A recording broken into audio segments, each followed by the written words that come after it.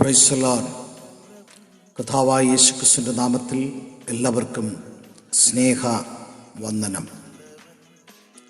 ഒരു പുതിയ ചിന്ത ദൈവമക്കളുമായി പങ്കുവയ്ക്കുവാൻ കർത്താവ് നൽകിയ അവസരത്തെ വിനിയോഗിക്കുന്നു. ആ ചിന്താ വിഷയമെന്ന് പറയുന്നത് നിങ്ങൾ അംഗീകരിക്കപ്പെടും.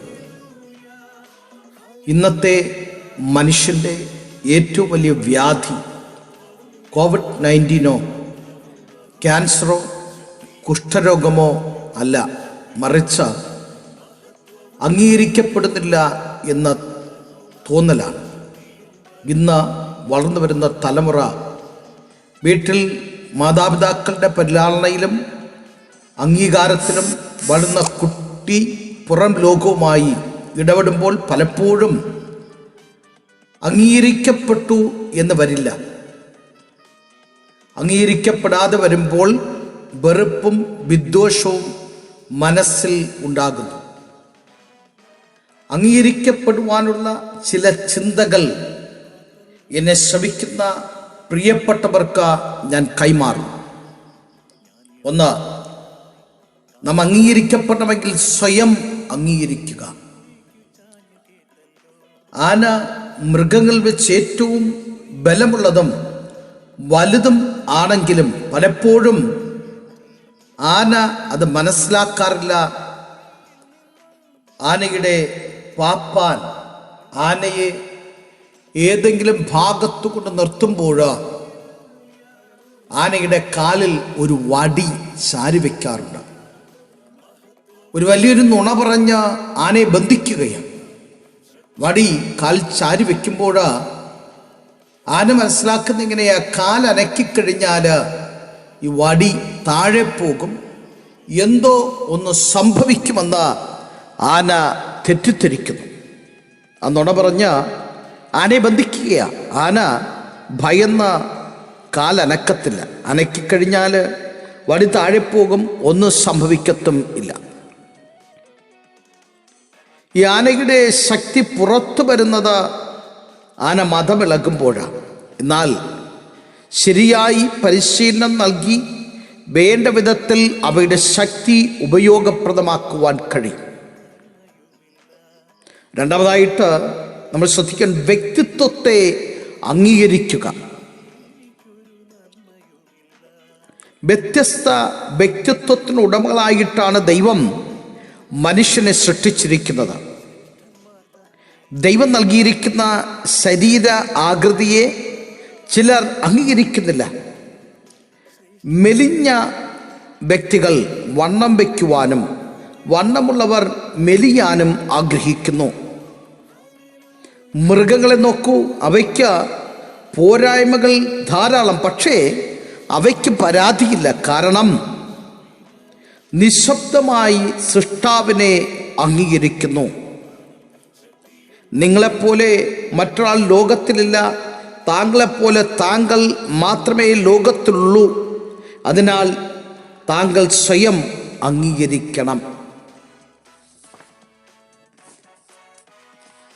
മറ്റുള്ളവരുമായി സ്വയം താരതമ്യം ചെയ്യരുത്. ദൈവം താങ്കൾക്ക് നൽകിയിരിക്കുന്ന കഴിവുകൾ വേണ്ട വിധത്തിൽ ഉപയോഗിച്ചാൽ നിങ്ങൾക്കും സമൂഹത്തിലെ ഉന്നത ശ്രേണിയിൽ എത്താൻ കഴിയും. വിശുദ്ധ വേദപുസ്തകം പറയുന്നു, ഉൽപ്പത്തി പുസ്തകം 1-ാമത്തെ അധ്യായം അതിൻ്റെ 27-ാമത്തെ വാക്യം പറയുന്നത്, ദൈവം തൻ്റെ സ്വരൂപത്തിൽ മനുഷ്യനെ സൃഷ്ടിച്ചു, ആണും പെണ്ണുമായി അവരെ സൃഷ്ടിച്ചു. താങ്കൾ ആരായാലും ദൈവത്തിൻ്റെ സ്വരൂപത്തിൽ സൃഷ്ടിക്കപ്പെട്ടിരിക്കുന്നു. മറ്റുള്ള ആരെക്കാളും താങ്കൾ കുറഞ്ഞ വ്യക്തിയല്ല. മൂന്നാമത്തെ ചിന്ത, കഴിവുകളെ അംഗീകരിക്കുക. കഴിവുകൾ ജന്മസിദ്ധമാണ്.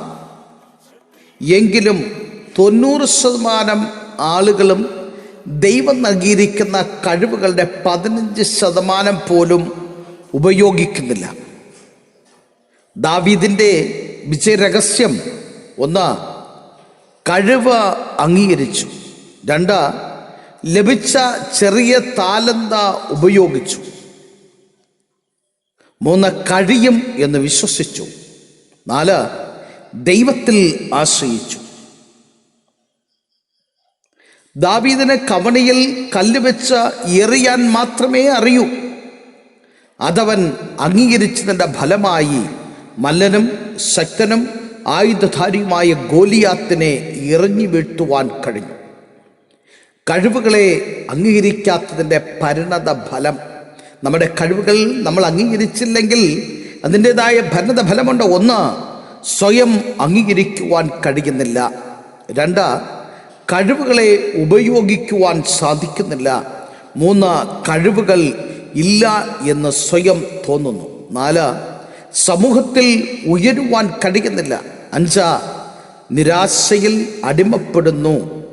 സ്വന്തം കഴിവിനെ മനസ്സിലാക്കാതെ ഒരു പരുന്തിൻ്റെ കഥ ഞാൻ നിങ്ങളോട് പങ്കുവയ്ക്കുവാൻ ആഗ്രഹിക്കുന്നു.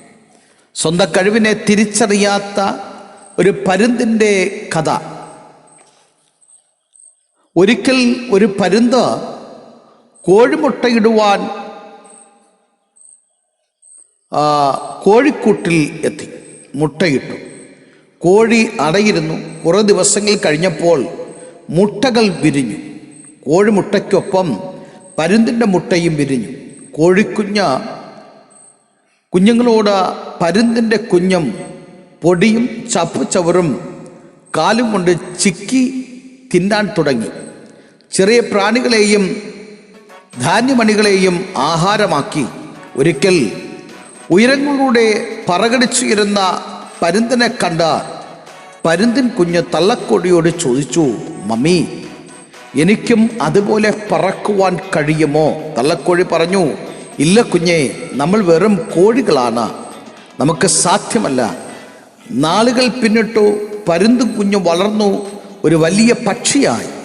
കാലുകൾ, കൂർത്ത നഖങ്ങളും വലിയ ചുണ്ടും ചിറകുകളും എല്ലാം മുളച്ചു. പക്ഷേ ഒരിക്കൽ പോലും ചിറകടിച്ച അനന്ത വിഹാസിലേക്ക് പറക്കുവാൻ പരുന്തിൻ കുഞ്ഞിന് കഴിഞ്ഞില്ല. പലരും ഈ പരുന്തിനെ പോലെയാണ്. ഈ പരുന്തിന് പറക്കുവാൻ കഴിയാത്തതിൻ്റെ പിന്നിലെ രഹസ്യം സ്വന്തം വ്യക്തിത്വത്തെ മനസ്സിലാക്കിയില്ല. തള്ളക്കോഴിയുടെ വാക്കിൽ മാത്രം വിശ്വസിച്ചു. പറന്നുയരുവാനുള്ള കഴിവുകൾ ഉപയോഗിച്ചില്ല. കോഴികളോടൊപ്പം ജീവിച്ചു. മറ്റൊരു ചിന്താ വിഷയം, നാം മറ്റുള്ളവരെ അംഗീകരിക്കുക.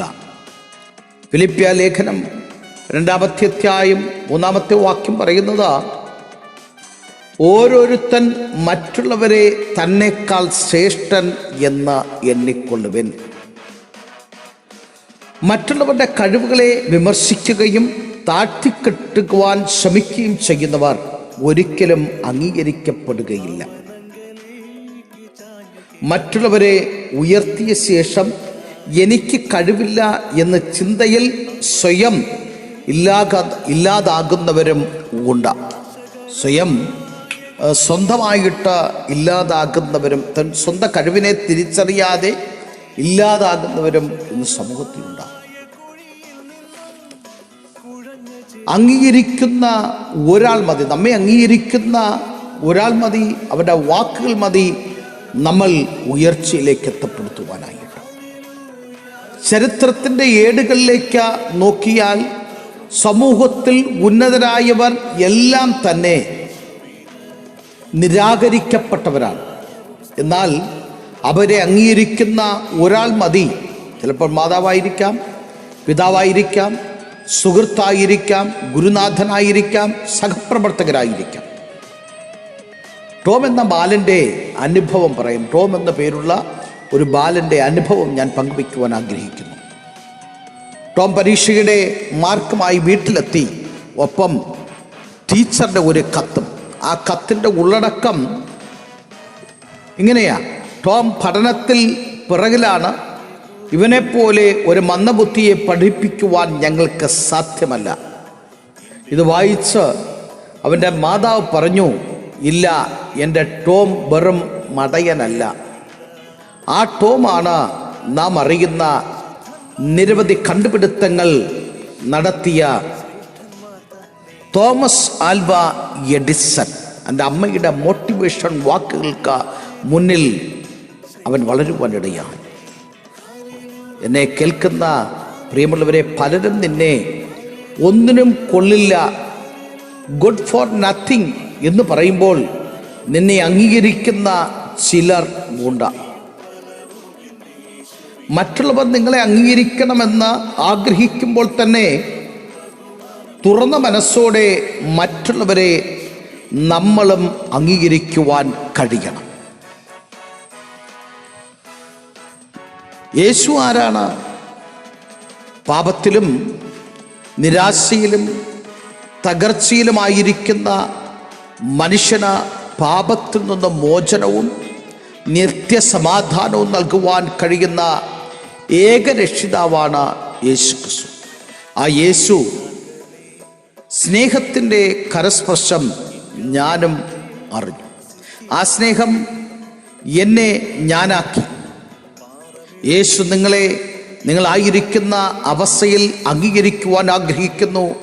നിങ്ങൾ അതിനായി ചെയ്യേണ്ടത് ഇത്രമാത്രം: ഒന്ന്, യേശുവിനെ വ്യക്തിപരമായി അറിയുക, യേശുവിനായി ഹൃദയം നൽകുക, യേശുവിനോട് നിങ്ങളുടെ അവസ്ഥ അറിയിക്കുക, യേശു നിങ്ങളെ അംഗീകരിക്കുന്നു എന്ന് വിശ്വസിക്കുക, യേശു നിങ്ങൾക്കായി മരിച്ച ഉയർത്തെഴുന്നേറ്റ ഇന്നും ജീവിക്കുന്നു എന്ന് അറിയുക.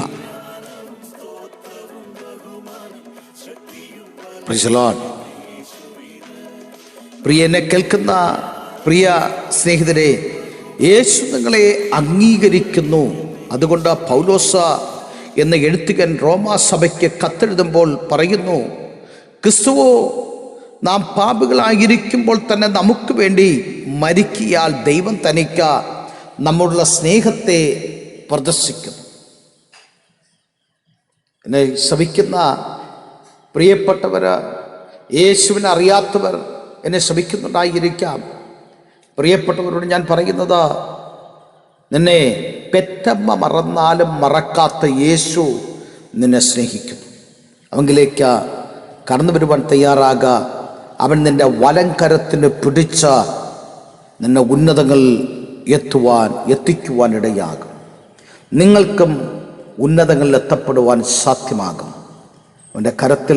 അവൻ നിന്റെ കരത്തിൽ പിടിക്കുവാൻ അവൻ ശക്തനാണ്. വിളിച്ച ദൈവം വിശ്വസൻ. അവൻ വഴിയിൽ ഉപേക്ഷിച്ചു പോകുന്ന ദൈവമല്ല. ദൈവം താങ്കളെ അനുഗ്രഹിക്കട്ടെ. യേശു നിനക്ക് സമാധാനം നൽകട്ടെ. യേശുവിനെ കണ്ടെത്തുവാനുള്ള ഭാഗ്യം നിനക്കും നൽകിയിരിക്കുന്നു. കഥാവിൽ വിശ്വസിക്കുക. ദൈവം അനുഗ്രഹിക്കും. God bless you.